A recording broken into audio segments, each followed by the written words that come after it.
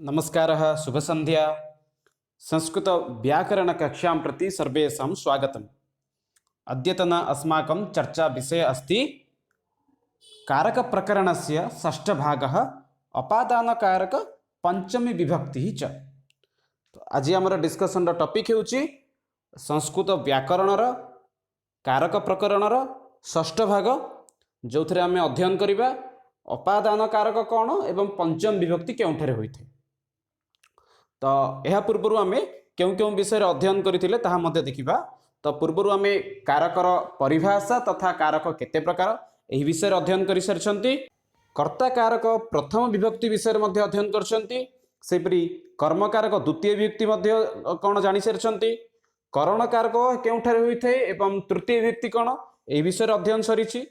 चतुर्थ विभक्ति संप्रदान कारक विषय मध्य पढ़ी सारिछंती। किंतु वर्तमान समय आज आम कौन पढ़ा ना अपादान कारक केउठारे होइथे एवं पंचम विभक्ति केउठारे होइथे एही विषय आज आम अध्ययन करबा। अपादान कारक एवं पंचम विभक्ति केउठारे होइथे ताहा विषय आज आम अध्ययन करबा एही विषयटी। एवं परवर्ती समय रे संबंध पदयोगी षष्ठी विभक्ति केउठारे होइथे एवं अधिकरण कारक सप्तम विभक्ति केउठारे होइथे एही विषय अध्ययन करबा। ता पूर्व जो माने हमर चैनल को सब्सक्राइब करनांती सब्सक्राइब कर दियंतु एवं ए लिंक को निज सांग मानक सहित मते शेयर कर दियंतु, जहाँ द्वारा अन्य माने मध्य क्लास आसिक जॉइन हो पारे। तो वर्तमान समय आम अध्ययन करबा अपादान कारक कौन पंचम विभक्ति कौन। यह पूर्व जो वीडियो गुड़ी को अर्थात कारकर परिभाषा एवं कारक केते प्रकार एही विषय को जो मैंने जानी नाहांती, कर्ता कर्म करण संप्रदान एही विषय में जो मैंने अध्ययन करि नाहांती से माने ऊपर आई बटन लिंक अच्छी विजिट करके पढ़ी पारे। अन्यथा प्लेलिस्ट मध्य एक स्वतंत्र रही जो जहाँ केवल कारक विभक्ति संबंधी अटे सेठारे मध्य विजिट करके पढ़ी पारे। ता सहित आमर प्लेलिस्ट डिस्क्रिप्शन रे मध्य लिंक रही, डिस्क्रिप्शन रे विजिट करके मध्य प्लेलिस्ट समस्त पाई पारे। तो वर्तमान समय आम आज टॉपिक को आरंभ करबा अपादान कारक कौन एवं ता सहित पंचमी विभक्ति केउठारे होइथे। प्रथमे देखिबा अपादान कारकर परिभाषा कौन एवं क्यों क्यों सूत्र रे अपादान कारक बा पंचम विभक्ति होइथे। प्रथम सूत्र रही देखंतु ध्रुव पायो अपादानम। ये प्रथम सूत्र रही ध्रुव पायो अपादानम। ए विषय आगे को आम विस्तृत रूप अध्ययन करबा। परवर्ती सूत्र रही जुगुप्सा विराम प्रमाद अर्थानम उपसंख्यानम। परवर्ती सूत्र रही भीतार्थानम भय हेतु पराजेर षोड़ वारणार्थ नाम इप्सितः अंतर्धो जेन दर्शनम इच्छति आख्यात उपयोगः जनिकर्तु प्रकृति। तो यही किसी जो सूत्र बा नियम रही यही नियम गुड़िक विषय आम आग को डिस्कसन करवा, जार अर्थ ओडिया भाषा जानिबा ताहा सहित सठिक उदाहरण सहित। तो प्रथमे जानिबा अपादान कारक बा पंचम विभक्ति काहाकू कहा जाए बा अपादान कारक पंचम विभक्ति केउठी होइथाय। प्रथम सूत्र रे देखिबा ध्रुवम ध्रुवम प्रायो अपादानम। तो कौन कही सूत्र रे ना ध्रुवम प्रायो ये होची से सूत्र ध्रुवम प्रायो अपादानम। अर्थात प्रथमे जानिबा प्रत्येक शब्द अर्थ प्रथमे जानिबा। प्रथम शब्द होची अपाय। अपाय शब्द अर्थ कौन एठारे शब्दटी संधि हो जाइछि ध्रुवम युक्त अपाय युक्त अपादानम। प्रथमे जानिबा अपाय अर्थ कौन। अपायर अर्थ होची विच्युत। विच्युत अर्थ होची अलगा। अपायर अर्थ कौन ना अलगा हेबा। ध्रुव ध्रुव अर्थ होची स्थिर। दुईटी शब्द अच्छी ध्रुवम युक्त अपाय। ध्रुवम अर्थ होची स्थिर, अपायर अर्थ होची अलगा हेबा। अर्थात विच्युत बा विशेष घटिले अर्थात स्थिर वस्तु जेतेबेले कौनसी गोटे वस्तु विच्छेद होइथाए ताले सेही क्षेत्र रे स्थिर वस्तुर कौन होइथाए पंचम विभक्ति बा अपादान कारक होइथाए। पुणी थरे कहूची अपायर अर्थ होची अलगा हेबा, ध्रुवर अर्थ होची स्थिर। जेतेबेले गोटे वस्तु स्थिर अर्थात ध्रुवरु अपाय होइथाए, अपाय अर्थ होची अलगा होइथाए, सेही समय रे स्थिर वस्तुर ही पंचम विभक्ति बा अपादान कारक होइथाए। एक उदाहरण मध्य आम देखि परिबा। गोटे उदाहरण कौन रही ना वृक्षात पुष्पम पतति। अर्थात वृक्षात पुष्पम पतति गछरु फूलटी पड़ुछि अर्थात वृक्ष एठारे होछि स्थिर ध्रुव ध्रुव बोली आम कहीपर वृक्ष एठारे कौन अटे ध्रुव अटे वृक्षात अलग किए हूँ पुष्प हो तो एठी कहार पंचम विभक्ति हेबो वृक्ष शब्दर एठी ताहा ही होईची वृक्ष शब्दर एठी कोन होईची पंचम विभक्ति होईची काकिना वृक्षटी स्थिर होईकी रहूची किंतु सेथिरो फुलटी अलग हेउची एनो वृक्ष शब्दर एठी पंचम विभक्ति होईची जहा द्वारा कोन होईची वृक्षात पुष्पम पतति जदि कौन समय रे परीक्षा रे प्रश्न आसे वृक्षा शब्द तले जदि अंडरलाइन रहूची ताले क्यों कारक बोली पचरी थे ताले हम सेठी लिखि परिबा अपादान कारक बोली लिखि परिबा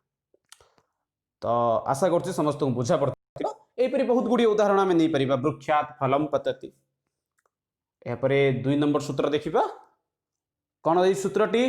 जुगुप्सा विराम प्रमादार्थान उपसंख्यानम पुणी थरे पढुछि जुगुप्सा विराम प्रमाद अर्थानाम उपसंख्यानम अर्थात प्रत्येक शब्दर अर्थ जानिबा जुगुप्सा जुगुप्सा अर्थ कोन ना घृणा विराम अर्थात विरति प्रमाद अर्थात असावधानता बोधक धातु मानकर प्रयोग रे कर्मकारक स्थान रे अपादान कारक होइथे अर्थात जुगुप्सा अर्थ घृणा करिबा भली धातु किंबा विराम अर्थ होची विराम भली कोनोसी धातु प्रमाद अर्थ असावधानता भली कोनोसी धातु बोधक धातु मानकर प्रयोग रे कर्मकारक स्थान रे कोन होइथे ना अपादान कारक होइथे जदि एई परि किछि जदि धातु आसुची ताहाले सेठारे कौन होता है ना जो सी अलग होता है पूर्व भी आम पढ़ी अपादान कारक कौन ना स्थिर वस्तुर अलग हेबा तो एठे कौन अच्छी एठारे कौन देखुं आम से जो अलग होउची व्यक्तिटी ताहाठारु ही कौन हम से व्यक्ति ठारे बा से कार्य ठारे पंचम विभक्ति हेबो जेपरि को उदाहरण एठी देखिबा साधु पापात जुगुप्सते तो उदाहरण कौन देछि देखो समस्ते साधु पापात जुगुप्सते तो एठी कौन रही जुगुप्सते जुगुप्सते अर्थ होची घृणा करिबा जुगुप्सा धातु एठी अछि बा जुगुप्सा अर्थ होची घृणा करिबा पूर्व हम पढिसंती जुगुप्सा विराम प्रमाद अर्थानम उपसंख्यानम अर्थात एही सब जदि शब्द व्यवहार होची ताहाले सेठारे कोन होइते पंचम विभक्ति होइते तो काठु एठी होची ना पापट होची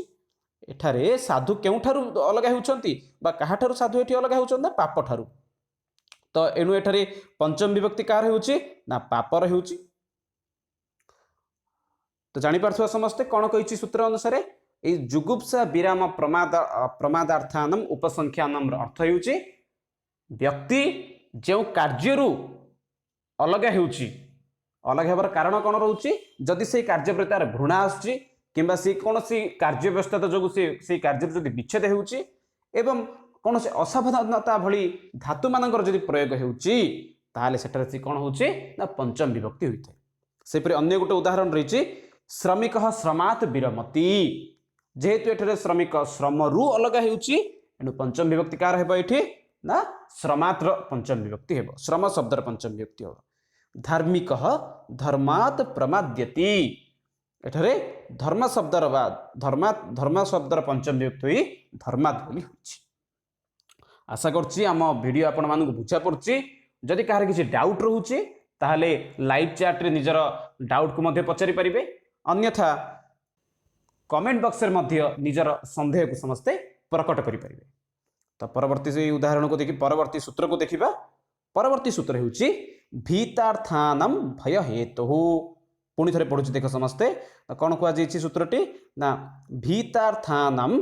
भय हेतु अर्थात भीत अर्थ भीतार्थानम भय एवं त्राण दुईटी उदाहरण एटी कहछि गोटे होछि भय परवर्ती होछि त्राण गोटे होछि भय अर्थ होछि भय त्राण अर्थ होछि रक्षा वा उद्धार करिबा आशा करछु समस्त भय अर्थ काहर मध्ये डाउट रहउनी त्राण अर्थ बेले बेले संदेह आसे त्राण अर्थ कोन रक्षा वा उद्धार करिबा भीतार्थानम भय हेतु जदि वाक्य रे कोन कहछि ता भय किंबा त्राण रक्षा वा उद्धार करिवार जदि कोनोसी धातु प्रयोग हेउछि ताहाले जहा ठारू आमे रक्षा पाउछंती बा जहा ठारू आमे भय करूछंती बा जहा ठारे हम भय करूछंती सेठारे पंचम विभक्ति हेबो पुणी थरे सूत्रटी को भल भाव बुझा चेष्टा करछि सूत्र ना पुणी थरे कहूछि भीत्रार्थानम भय हेतु अर्थ कौन भय एवं त्राण एही दुईटी धातुर बा एही दुईटी अर्थ धातु जगरे भयर कारण रे अपादान कारक हुए अर्थात जो कार्य आमको भय लगुच जो आमको किए रक्षा करुच्ची उद्धार करुच्ची सेठारे पंचम विभक्ति होता है। उदाहरण ये देखा छाग सिंहात बिभेति पुणी थे पढ़ुची छाग सिंहात बिभेति तो ये देखा बिभेति बिभेति हूँ भी धातु तो भी धातु अनुसार कौन है बिभेति होती तो सी कौन कही पूर्व ही कही ना भय अर्थ जदि आसुची कौन आसो जदि भय भली शब्द बा भय भली धातुर जदि व्यवहार होची सेठारे जहाँ ठारू आमको भय लगुची सेठारे ही पंचम विभक्ति होता है। अर्थात एठी छाग अर्थ आम समस्त जानी छेली ए सन्देह किसी ना तो एठी छेली की क्या ठारू भय लगुच ना सिंह ठारू भय लगुच छेली एठारे क्या ठारू भय लगुच सिंह ठारू भय लगुच विभेति अर्थ भय लगुच क्या भय लगुच ना सिंह ठारू भय लगुच तो जहाँ ठारू भय लगुच आठारे पंचम विभक्ति होती अर्थात छाग सिंहर सिंहात होपरी अन्य एक उदाहरण को देखा प्रभो माम भवसागरत त्रायस्व एठारे सूत्र अनुसार भय बा त्राण त्राण अर्थक धातु कौन रही त्रायस्व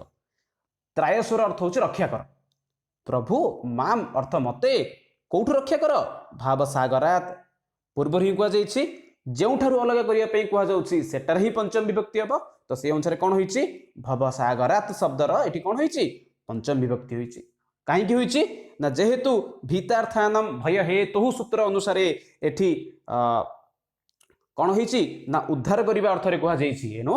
एठारे पंचम विभक्ति भवसागरात शब्दर होती। तो आशा करती समस्त को यह सूत्रटी भल भाव बुझा पड़ी तो परवर्ती सूत्र देखा पराजेर षोढ़ पुणी थे पढ़ुची देख पराजेर षोढ़ अर्थात परा युक्त जी धातुर प्रयोग अर्थात ये दुईटी कही परा प्लस जी धातुर प्रयोग जहाँ को सही हुए नहीं ताहा अपादान कारक हुए अर्थात दुईटी जिनस ये कही परा एवं जी जदि थी सेठारे आमको जहाँ को आम सह्य करूँ जहाँ ठारू आमको कष्ट होची जहाँ ठारे आम कष्ट अनुभव करुँ निकटरे ही पंचम विभक्ति होता है। सूत्र अर्थ पुणी थे कहूँ पराजयर षोढ़ अर्थ हो परा एवं जी ये दुईटी जाक जो लगी थाए अर्थ हो पराजित करें पराजित करदे अर्थ जो प्रकाश पाई थाए सेठारे आम कौन करवा ना पंचम विभक्ति करवा। उदाहरण रू भल भाव बुझीपर बोली आशा करुच्ची धार्मिक पापात पराजयते अर्थ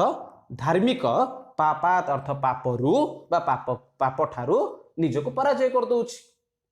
तो जहाँ ठारू पराजय करछि काहाको पराजय करछि धार्मिक व्यक्ति एठारे ना पाप को पराजय करुछि एणु पाप शब्द एठारे पंचम विभक्ति होछि। यदि पाप शब्द कौन कारणवश पचारे जे परीक्षा पापात कहीं पंचम विभक्ति होछि ना पराजी यही दुईटी धातुर जगरे कौन होछि ना पंचम विभक्ति होछि। परवर्ती उदाहरण को देखा परवर्ती सूत्र को सूत्र ही बहुत सरल रही सूत्र ही बुझीपारे बोली आशा करुच्चे कौन ये कहुई वारणार्थानम ईप्सित पुनर्बार रिपीट करुच्ची समस्ते मन देकी सुनिबा जदि कार किसी डाउट रोचे तले लाइव चैट रे निजर प्रतिक्रिया को दे पारिबे अन्यथा कमेंट बॉक्स रे मते निज प्रतिक्रिया को दे पारिबे समस्ते। तो देखिबा कोन देइछि वारणार्थ नाम ईप्सित अर्थात बारण अर्थक धातु जोगरे जहाँ ठारू बारण कराए ताहा अपादान कारक हुए अर्थात बारण अर्थक जदि कौन धातु व्यवहार होइछि जहाँ ठारू बारण करा जाइछि ताहा ठारे ही पंचम विभक्ति हम पूर्व ही कहुई अपादान कारक जहाँ ठू बा स्थिर वस्तु जितेबले कौन गोटे व्यक्ति बा वस्तु अस्थिर होउछि बा अलग होउछि स्थिर वस्तु थारे ही पंचम विभक्ति होउछि। जेपरि पिता पुत्रम चलचित्रात वारयति प्रथम जिनस कौन कही ना बारण अर्थक धातु प्रथम देखा ये बारण अर्थक धातु कौन अच्छी ना वारयति वारयति अर्थ होउछि बारण करुछि बा मना करुछि तो पिता पुत्रम कस्मात वारयति बा काहाठुर बारण करुछि ना चलचित्रात वारयति पु कौन करुछि ना चलचित्ररु बारण करुछि पूर्व ही कहुई जहाँ ठारू बारण करुछि ताहा निकटरे ही पंचम विभक्ति हम बारण करुछि ना चलचित्रात तो चलचित्र शब्द ये पंचम विभक्ति होउछि कहीं होउछि ना वारणार्थ नाम ईप्सित यही सूत्र अनुसार होउछि। सेपरि अन्य एक उदाहरण को मध्य नहीं परिबा कृषकः सस्यभ्य गाम वारयति। प्रत्येक शब्दर अर्थ जानिबा कृषक अर्थ जानिछन्ति कृषक सस्यभ्य बा सस्यभ्य सस्यभ्य अर्थ होची सस्यरु गाम वारयति गाम अर्थ होची गाय की बारण करूची। एठी कृषक गाय को काहाठर बारण करूची ना सस्य ठर बारण करूची। तो जहा ठर बारण करूची ताहा निकट रे पंचम विभक्ति तो सस्य शब्द एठी कोन होईची पंचम विभक्ति होईची। तो आशा करछि एई सूत्रटी मध्य समस्त को बुझा पड़थिबो। जदि शंका रहुची ताले शंका समाधान पाई मध्य लाइव चैट रे निजर समस्या को जणाई परिबा। परवर्ती सूत्र अंतर्धु येन दर्शनम इच्छति अर्थात अंतर्धु अंतर्धु अर्थ होची व्यवधान। अंतर्धर अर्थ कौन कही ना व्यवधान जहा ठारू निजको लुचाई रखा इच्छा हुए से अपादान कारक होता है। कौन कही ना जहा ठारू निजको आम लुचाई रखा चेष्टा करती ताहार पंचम विभक्ति होता है। मातुहु निलीयते कृष्ण एठारे कौन कर कृष्ण क्या लुचुंट माँ ठारू लुचुंट एथरे किसी डाउट नहीं। कौन कहुई जहा ठारू लुचिबा चेष्टा करती ताहारे पंचम विभक्ति अर्थात एठारे माता शब्दर पंचम विभक्ति होईछि। सेपरि शिक्षकात निलीयते छात्र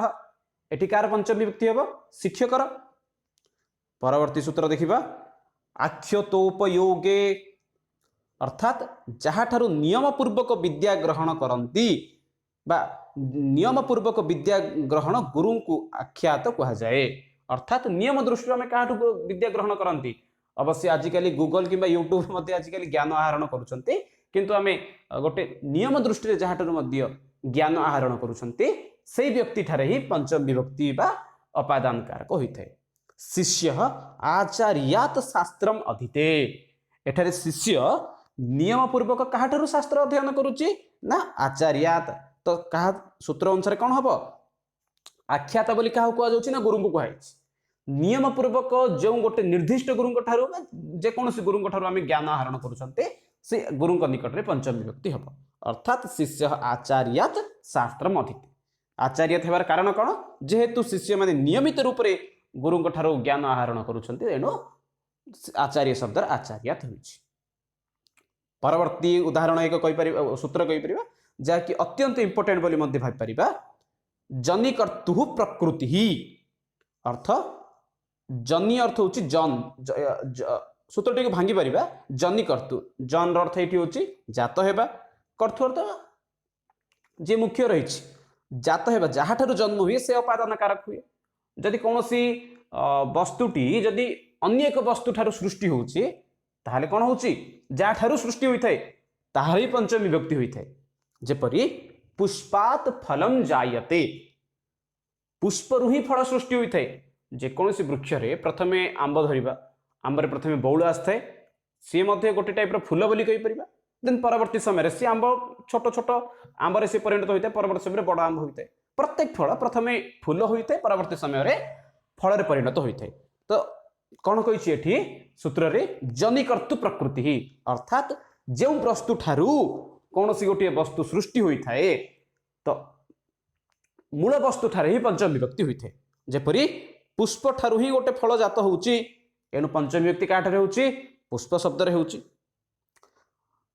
तो सेपरी अन्य कौन सी उदाहरण को मध्य नहीं परिबा तंडुलात ओदनम जायते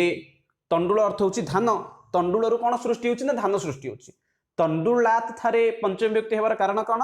ना जनिकर्तु प्रकृति सूत्र अनुसार ये तंडुलात रे होइछि। परवर्ती सूत्र भूव प्रभव प्रथमे सूत्रटी को बुझिबा चेष्टा करिबा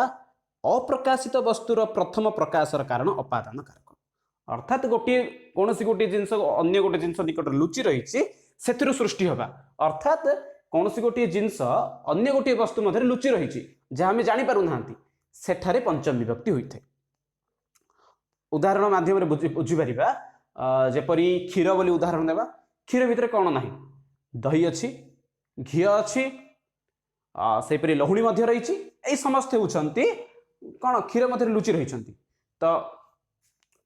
एठी पंचम विभक्ति क्या हम क्षीर ही हम दुग्धात जायते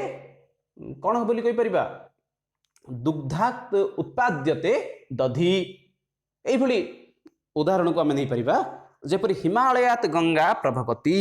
कौन कही हिमालयात हिमालयात ये पंचमी विभक्ति होबार कारण कौन ना हिमालय मध्य गंगा नदी में पानी लुचि रही तो जेहेतु हिमालय ही गंगार सृष्टि होची एणु एठारे हिमालय शब्दर पंचमी विभक्ति होईछि। परवर्ती उदाहरण नवनीतात घृतम उत्पद्यते नवनीतात नवनीतात अर्थ होची लहुणी लहुणी रू कौन सृष्टि होची ना घी सृष्टि होची एथर के डाउट नहीं लहुणी रू कौन सृष्टि होची घी सृष्टि होची तो एठारे पंचमी विभक्ति कार हबो ना जहा ठारू उत्पत्ति होची ताठारे अर्थात नवनीत शब्द रे जदि कहार किसी सब सूत्र को नहीं जदि किसी डाउट रोचे ताले पचारि परिबे भूव प्रभाव अर्थ होची जहा ठारू अन्य एक गोटी वस्तु भीतर अन्य एक वस्तु लुचि रही से वस्तु ठारे पंचमी विभक्ति होता है मुख्य वस्तु पर। परवर्ती सूत्र रही जहा ठारू उत्सव अपक्रश से मध्य अपादान कारक अर्थात सुवर्ण लौहात मूल्य बत्तरीम विंध्यात हिमालय उच्चतर अर्थात कंपारिजन करबा तुलना करबा अहम श्यामात मूढ़तर एपरी क्षेत्र में पंचमी विभक्ति होता है जहाँ ठारू आम अलग से व्यक्ति निकट में हम उदाहरण को ना विंध्यात हिमालय उच्चतर ये दुईटी पर्वत अच्छी गोटे पर्वत हूँ विंध्य अन्य एक हूँ हिमालय देखिपे विंध्य पर्वत ठार हिमालय पर्वत सामान्य उच्चरे अच्छी तो जहाँ ठार उच्चरे अच्छी से उच्च पर्वत माने छोट पर्वतटार बा छोटिया वस्तुठारे बा जेकोन जिन छोट अच्छी से जिनठार ही पंचमी विभक्ति होता है। वर्तमान समय किसी अध्ययन करबा किसी स्वतंत्र शब्द रही जो मानक जोगरे पंचम विभक्ति सर्वदा होते। प्रथम शब्द हूँ भिन्न भिन्न अर्थ हूँ अलगा राम गोपालात भिन्न दुईटी चित्र ये देखिपर राम हूँ ये गोपाल हूँ ये दुई जन जहाँ मध्य कौन अच्छी फरक अच्छी राम अलग गोपाल अलग तो से कौन कही ना राम गोपालात भिन्न तो जहाँ ठार अलग होठार पंचम विभक्ति गोपाल जेहेतु राम क्या ठार अलग अच्छी गोपाल ठार तो गोपाल शब्द ये पंचम विभक्ति होदी गोपाल जदि राम ठार होता अलग ताहले कौन होता राम गोपालात भिन्न सेपरी अन्य एक शब्द रही अन्य अर्थात भिन्नर अर्थ जहाँ अन्यर अर्थ मत ताहा सह मत अन्य बा शंकर गणेशात अन्य पिता पुत्रात अन्य किसी डाउट नहीं है। परवर्ती उदाहरण रही इतर इतर अर्थ मध्य समान गणेश शंकरात इतर अर्थात गणेश शंकर ठारू इतर बा अलग अटंती समस्त मध्य किसी न किसी तारतम्य बा पार्थक्य रही। परवर्ती उदाहरण देखिपर गृहात आरात उद्यानम अस्ति आरात आरात अर्थ हूँ निकटरे तो कौन कही जहाँ ठारू अलग हो तो घर ठारू एठी कौन होची उद्यान टी अलग होइके रही तो कौन कही ना गृहात आरात बा घर ठारू अल्प दूर रे एक उद्यान अच्छी। परवर्ती उदाहरण बिना नाना रुते तीनोटी जाक शब्द अर्थ हूँ व्यतीत सेवाया बिना धर्म वृथा अर्थात सेवा बिना कौन अटे ना धर्म वृथा अटे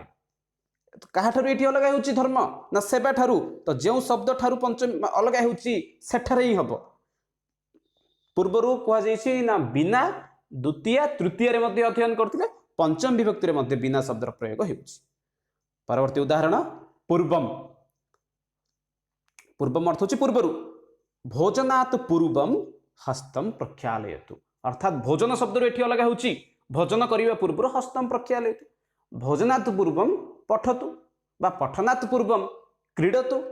तो कहीं ये ना पूर्वम शब्द व्यवहार हो भोजन शब्द ये पंचम विभक्ति होती। जदि किसी डाउट रोचे ताले तले लाइव चैट रे निजर समस्या को कहि परिबा समस्ते। परवर्ती उदाहरण रोचे अनंतरम अनंतरम अर्थ होची परे भोजनात् अनंतरम जलम पीब अर्थात भोजन परे कौन पिय ना जल पिय ना खाइबा परे जल पिय एठी काहा ठारू अलग होची ना भोजन ठारू भोजनात् परम जलम पीब कहि परिबा भोजनात् परम पाठम पठ भोजनात् परम न क्रीड एपरि मध्ये किछि उदाहरण को नै परिबा तो प्रत्येक स्थान रे भोजनात् ही कहीं भोजन शब्द ही कहीं अलग होची जेहेतु भोजन ठारू कार्यटी अलग होची एणु भोजन शब्द रे ही पंचम विभक्ति होची। परवर्ती उदाहरण रही पृथक सुवर्ण रोप्यात पृथक कहीदेवा को चाहूँगी शब्द गुड़िक प्रायतः परीक्षा वाक्य गठन में आसते एणु समस्त शब्द गुड़ी को नोट रे लिखि रखा बहुत आवश्यक बोली मन करुच्ची। सुवर्ण रोप्यात पृथक अर्थात ये सुवर्णटी क्या अलग अच्छी ना रौप्य ठार अलग अच्छी तो रौप्य जहाँ ठार अलग ता निकट में पंचम विभक्ति। परवर्ती उदाहरण आरभ्य व प्रभृति कौन कही ना बाल्यात आरभ्य सुदामा दरिद्र तो कौन कहुच्छी एथि बाल्यात आरभ्य अर्थ होची आरंभ करी अर्थात पिला बेल ठारू आरंभ करी तो निज जन्म काल निकट को चली जाऊँगी बाल्यात अर्थ पिला दिन को बुझाऊँ बाल्यात आरभ्य सुदामा दरिद्र अर्थात पिला दिन ठारू आरंभ करी सुदामा कौन अटे दरिद्र अटे जेहेतु पिला दिन एक निर्दिष्ट समय को बुझाऊँ एणु ताठारे पंचम विभक्ति होची। परवर्ती किसी उदाहरण रही देखिपर बही बही अर्थात बाहर ग्रामात बही शस्य क्षेत्राणि सन्ति एठी ग्राम होउची स्थिर किंतु शस्य क्षेत्र ग्राम ठारू अलग होगी अच्छी एणु ग्राम शब्द ठारे पंचम विभक्ति होइची सेठी मध्य एक जिनस रही बही शब्द को व्यवहार करी बहुत थर परीक्षा प्रश्न पचारे तो ध्यान रखा दरकार बही जोगे सर्वदा पंचम विभक्ति होता है। परवर्ती उदाहरण रही उत्तराही भारतात उत्तराही हिमालय अर्थात भारतर उत्तर रे हिमालय अच्छी से दक्षिणातर मध्य समान उदाहरण विद्यालय दक्षिणा ही सरह अस्ति अर्थात विद्यालय दक्षिण रे बा दक्षिण भाग रे पोखरी अच्छी अर्थात ये निर्दिष्ट वस्तु कौन अच्छी भारत एवं विद्यालय एणु यही दुई जन स्थान में पंचम विभक्ति होती किंतु मन रखा दरकार उत्तरा ही दक्षिणा ही जोगरे सर्वदा पंचम विभक्ति होता है। तो आशा करछि आज आम क्लास समस्त को भल लगी यही समस्त जो सूत्र गुड़िक थिला से सूत्र गुड़िक मध्य आम विस्तृत अध्ययन करथिले आशा करछि समस्त को सूत्र गुड़िक मध्य ठीक भाव बुझा पड़ जाइथिबो। जदि कहार किसी डाउट रहउछि ताहाले कमेंट बॉक्स में निजर प्रतिक्रिया दे परिबे अन्यथा लाइव चैट रे मध्य निजर समस्या को जणाई परिबे। तो रहुछि पुणी थे मिसिबा आगामी वीडियो रे धन्यवाद।